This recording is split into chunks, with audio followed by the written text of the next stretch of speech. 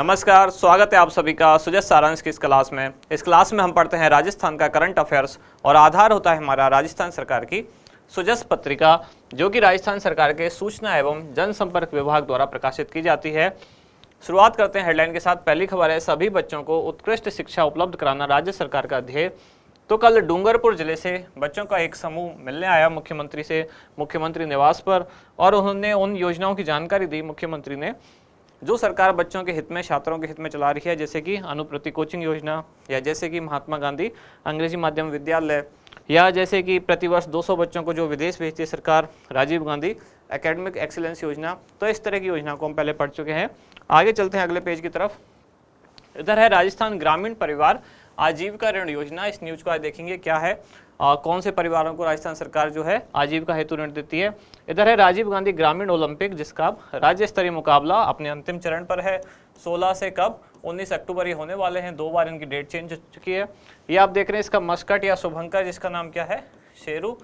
तो राजीव गांधी ग्रामीण ओलंपिक को लेकर डिटेल में बहुत पहले हमने पढ़ा है, और ये उसी से संबंधित कुछ फोटोग्राफ्स हैं। अब आगे चलते हैं। भीलवाड़ा से एक न्यूज है कि अल्पसंख्यक कल्याण से संबंधित, जिसमें बालिका छात्रावास छात्रवृत्ति के लिए आवेदन मांगे गए हैं, और ये है शुद्ध के लिए युद्ध अभियान। इसमें साथ साथ एक मुखबिर योजना भी चल रही है, जिसमें हमने पहले पढ़ा था कि 51,000 रुपये की राशि दी जाती है प्रोत्साहन स्वरूप। 51,000 के साथ साथ 5,000 रुपये की भी दी जाती है। ये 2 कैटेगरी हैं।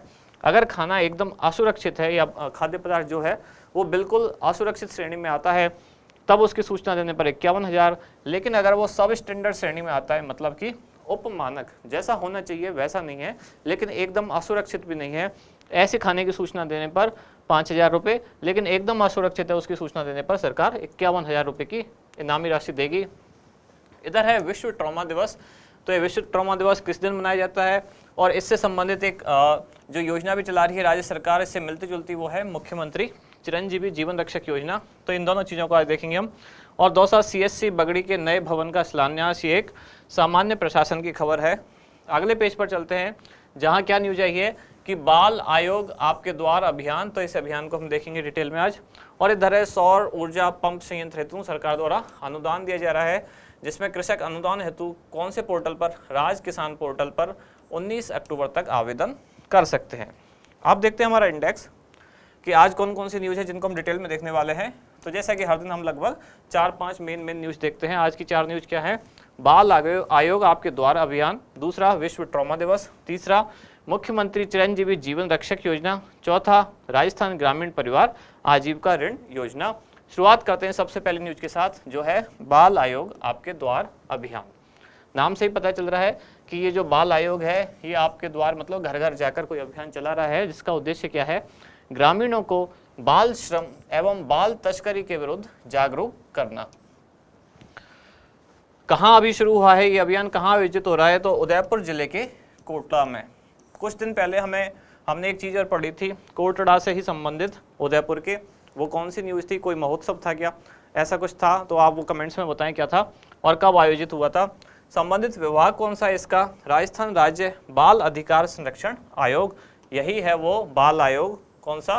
राजस्थान राज्य बाल अधिकार संरक्षण आयोग। ये घर घर जाकर या ग्रामीणों को इकट्ठा करके उनको इस बारे में जागरूक करेगा कि बाल श्रम या बाल तस्करी के जो दुष्प्रभाव हैं वो क्या है।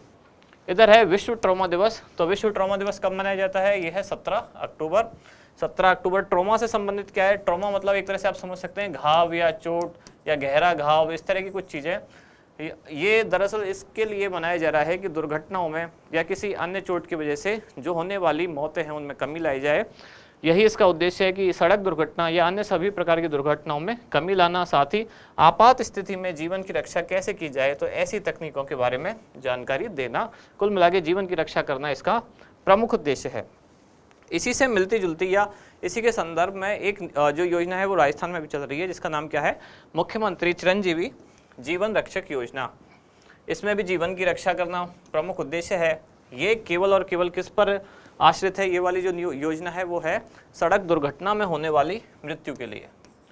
तो अगर सड़क दुर्घटना में मृत्यु हो या कोई घायल हो तो उसकी जीवन की रक्षा कैसे की जाए, उसको प्रोत्साहन देने के लिए सरकार ने एक योजना चलाई। योजना कब लागू की गई?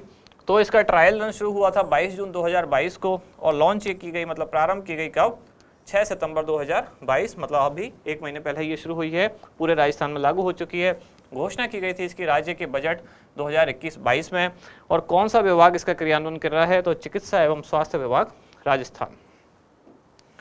आगे देखते हैं इसका उद्देश्य क्या है कि सड़क दुर्घटना में कोई व्यक्ति घायल होता है तो उनके जीवन की रक्षा करना और घायल व्यक्ति को न्यूनतम समय यानी कि गोल्डन आवर में चिकित्सकीय उपचार उपलब्ध कराना।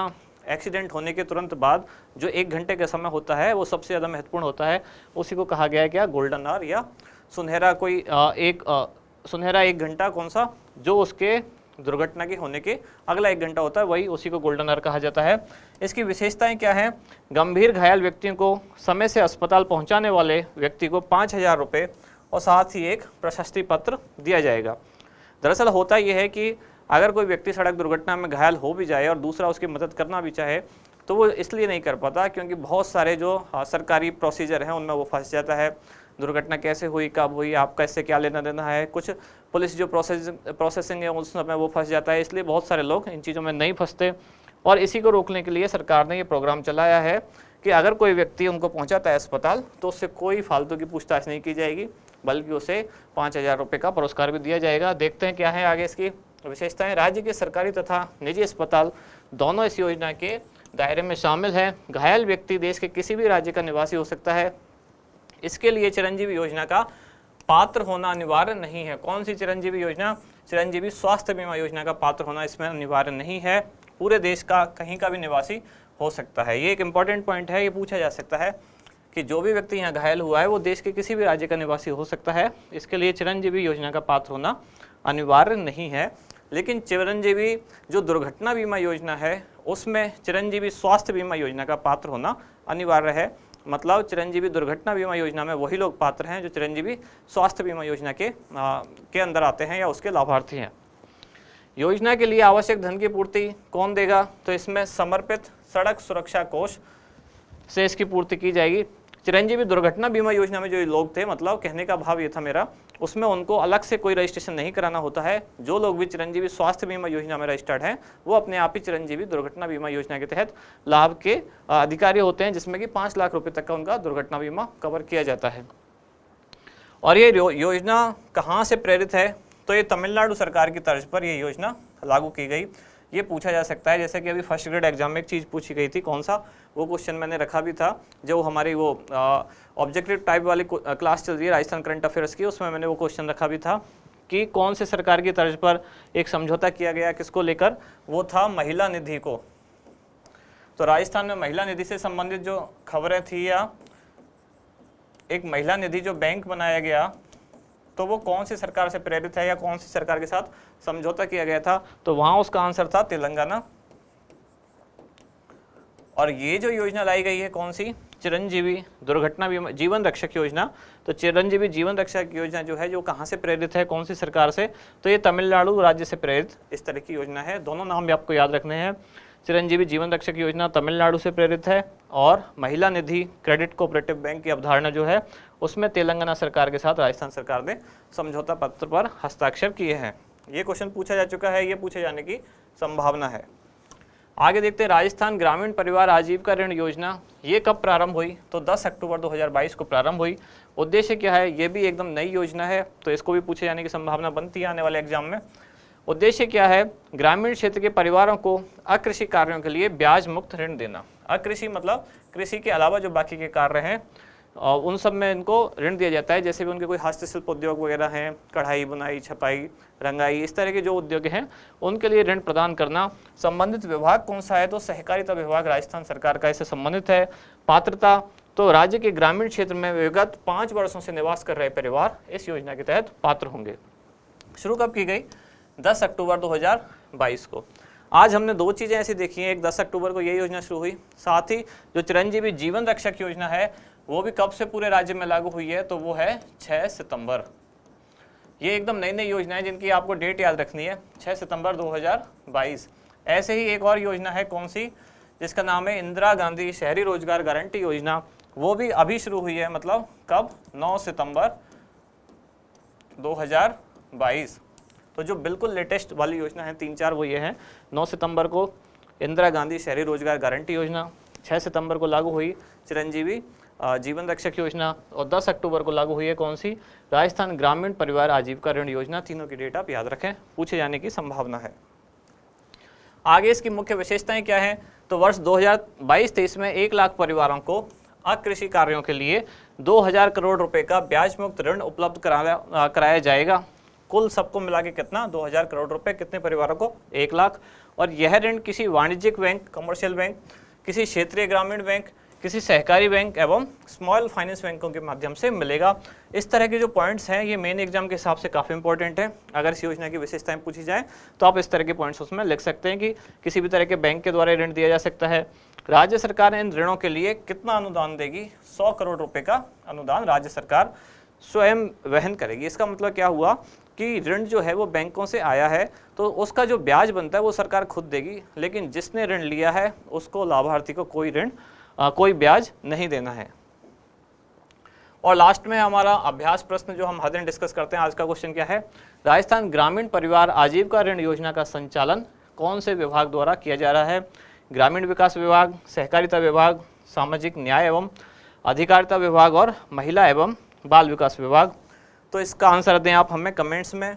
इसके साथ ही एक और नई चीज़, 1 नवंबर से हम शुरू कर रहे हैं क्या, RS एग्ज़ाम के लिए एक लाइब्रेरी स्पेशल बैच, जिसमें जयपुर सेंटर में और सीकर सेंटर में दोनों जगह एक एक बैच शुरू होगा, जिसमें 70-70 सीटें होंगी। ये लाइब्रेरी वाला बैच होगा जहां उतने लिमिटेड लोगों के लिए स्पेस होगा, 70 जयपुर में और 70 सीकर में। अगर आपको इसके लिए रजिस्ट्रेशन कराना है तो यहाँ नंबर दिया हुआ है 9549744044, आप इस पर मैसेज कर सकते हैं।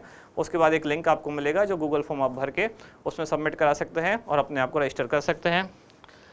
जो लोग रजिस्टर होंगे उनके बाद उनकी एक परीक्षा ली जा सकती है या कोई एक स्क्रूटनी टेस्ट हो सकता है, कैंडिडेट्स के ऊपर है, उनका आंकड़ा कितना है, बहुत ज़्यादा लोग होंगे तो परीक्षा भी कराई जा सकती है। उसके बाद 70-70 कैंडिडेट दोनों सेंटर के लिए सेलेक्ट किए जाएंगे।